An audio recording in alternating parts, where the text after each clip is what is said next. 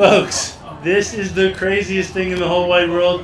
You know I'm going to my very first metal festival. We're here in Finland at the Tuska Festival, which is just fantastic. But from what I understand, you cannot go to the Tuska Festival without actually talking to a Finnish legend.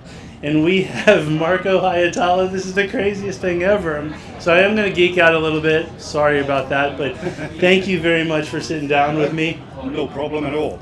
And I have time. Oh, awesome. And we have space. Yes. The whole continue. I am so excited for this whole thing because I get to see you live, and I've noticed that you've been doing a tour with Tarja.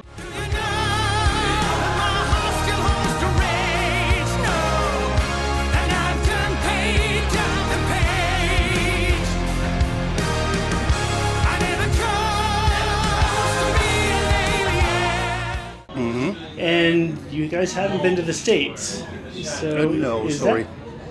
Is that something that can happen? To be honest, that is totally like out of my hands. Oh. I mean, for Tarja, the booking is through her management, and then wherever we found that it's like appropriate and good opportunity for me to join, or for the whole band to join, like we did for the European things, then we've done that. But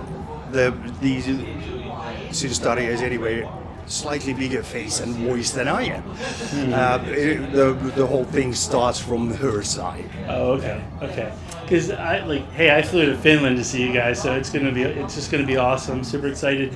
But what does the Tuska Festival mean for you, since you are Finnish legend and this is your place? Tuska Festival, it's a very homely thing. I used to be living in Helsinki also, and at the times when this festival started, so I was there when it was small, at the end of 90s, 2000 and something like that, and how it started to grow from that old like a railway warehouse area into the park beside the Kaisaniemi, and then more over here around right now where the festival is. So yeah, it's a kind of a thingy where you will end up meeting a lot of people of the genre that is, in a small country, the genre very much people know each other and everything. So yeah, it's a meeting with friends. We do some shows and very homely. Awesome. And I have to congratulate you on your album. I love Roses from the Deep. Oh, thank you. So, and maybe it's a request, but when you play, do you play Kill the Dragon? Love that song. Of course, we kill it. Of course, the dragon must die. The dragon must die. You know what's funny? I told my camera person, I was like, you know what? I'm so nervous for this, because I get to meet you. Yeah. Because you're huge on my channel, and so I was like, this is my favorite song on the album, but I am going to mess the title up as soon as as soon as I mention it. But it's one of those I definitely want to see. Live. We're gonna be doing it. It was one of the things that when we got the album out and started rehearsing for the first shows from the new album.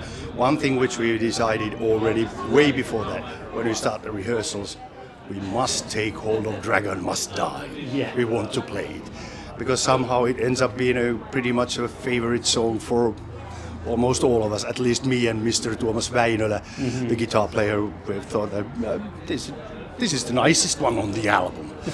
If you can talk about your own album like that. Yeah, absolutely. I love the album, and what I love most about the album is it's kind of all over the place in the fact that you have so many different styles of music on the album. So it's not, a lot of albums, just have the similar sound to them. Each song is completely different. You've got just the rock songs, you've got almost like power metal songs, you've got symphonics. You've pretty much run the gamut. Was that on purpose, or did just that how they showed up? It's both on purpose and not, because I got like also long-term old dogs of the long road in the band, but we're still ambitious musicians. I can't talk about myself, but my bandmates are very good musicians. So it's kind of the ambitions and all that. We end up cooperating quite a lot of stuff. And also we all have seriously a lot of influences but everybody started with some pretty punchy rock stuff. Yeah. Back from the 70s and all that. So that's the connection. But then we've all incorporated really a shitload of different musical styles and ideas and all that. And therefore it ends up that you got an album where the rock is probably the uniting thing, but it goes from symphonic metal to prog rock and prog metal and all that. And because Rebel of the North, another great one. Love that song. That's the one of the more simple rockers. It's great though. Yeah. The rebel never dies. The rebel never dies.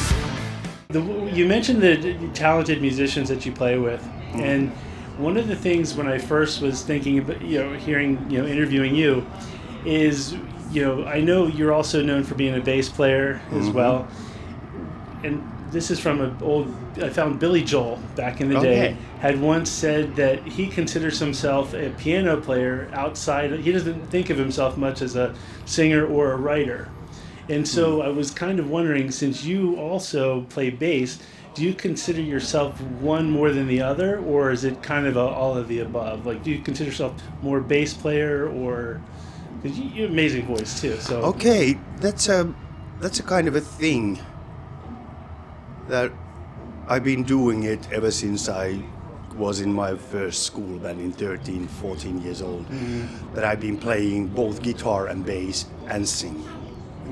And these things have grown with me, so they're kind of inseparable. Okay. And if I consider myself, I'm maybe both a player and a vocalist.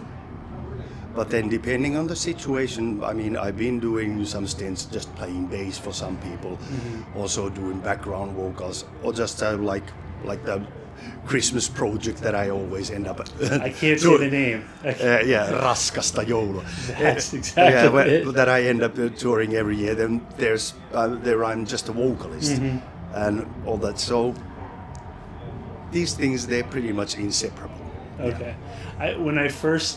The Christmas project.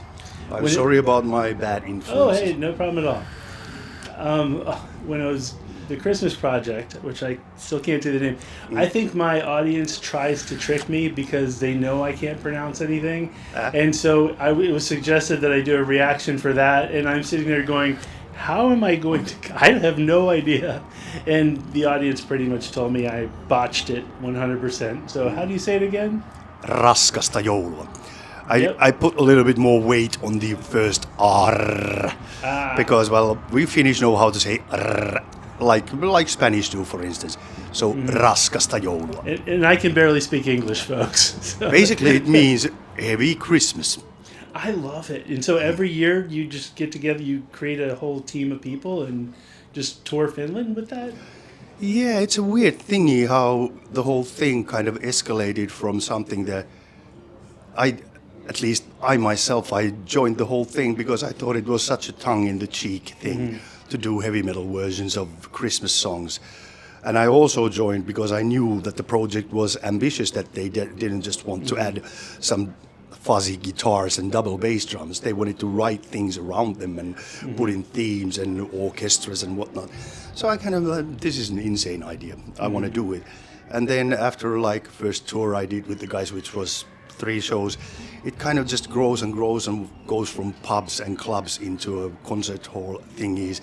And after that it goes in, after 10 years and something, we start to go into sports hall here in Finland.